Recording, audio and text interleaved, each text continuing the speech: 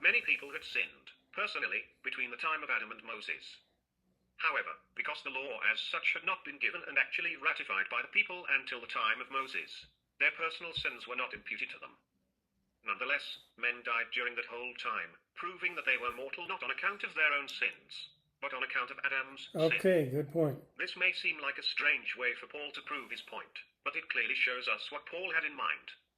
It is Adam's sin that brings death to all men, not our own individual sins.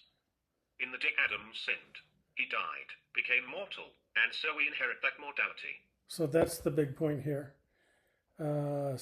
This may seem like a strange way for Paul to prove his point, but it clearly shows us what Paul had in mind. It is Adam's sin that brings death to all men, not our own individual sins. There's the big point there. Adam's sin, not ours. Mortality.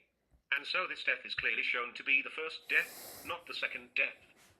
The theologians and translators who attempt to correct Paul's theology simply think of themselves more highly than they ought to think. Their lack of understanding brought them to conclude that man has a sinful soul, rather than a mortal soul that sins. This has given Christians a disproportionate sense of guilt that was often accompanied by a sense of hopelessness. The consequences of each viewpoint, if we look at the larger picture, if we see how this simple misunderstanding of the doctrine of imputation has negatively affected the whole view of God's plan of salvation, it might serve to shock us. Those church leaders, like Augustine and Jerome, who did not understand Paul's statement in Romans 5:12, concluded that man received a sinful soul from Adam rather than mortality. The theological term used by the Roman Church is that Adam's sin was infused or transfused into all mankind, giving us sinful souls. In the process of salvation, then, Jesus' righteousness is also infused or transfused into us, giving us righteous souls. The logical conclusion drawn from this was that only those who have perfect natures, like Christ, are truly saved. The average Christian believer who still sinned was not yet saved.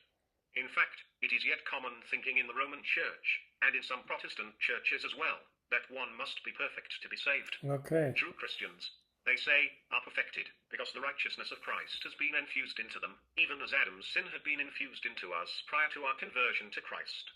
And so those honest Christians who...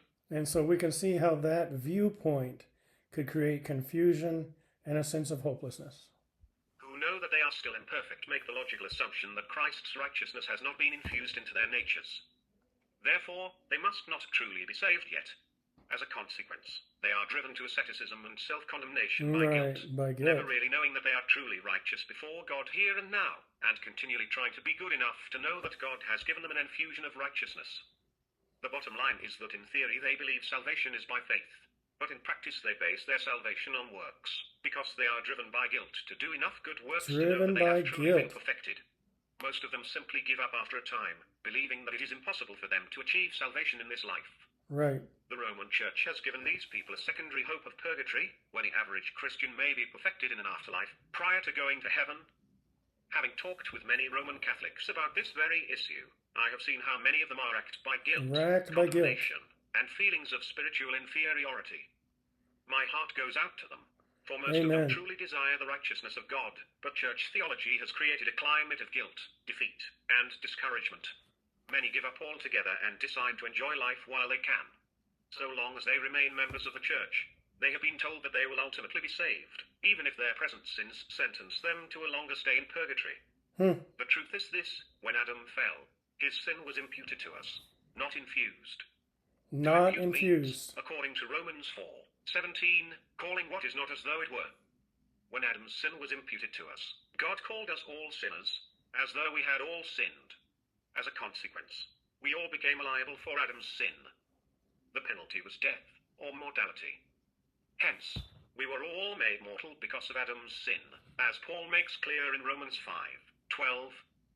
Therefore, also, in dealing with our salvation, Christ's righteousness was likewise imputed to us, as Paul says in Romans 4:22-24, therefore also it, i.e., his faith, was reckoned, imputed to him, Abraham, as righteousness. 23 Now not for his sake only was it written, that it was reckoned, imputed, to him. 24 But for our sake also, to whom it will be reckoned, imputed, as those who believe in him who raised Jesus our Lord from the dead, in other words, by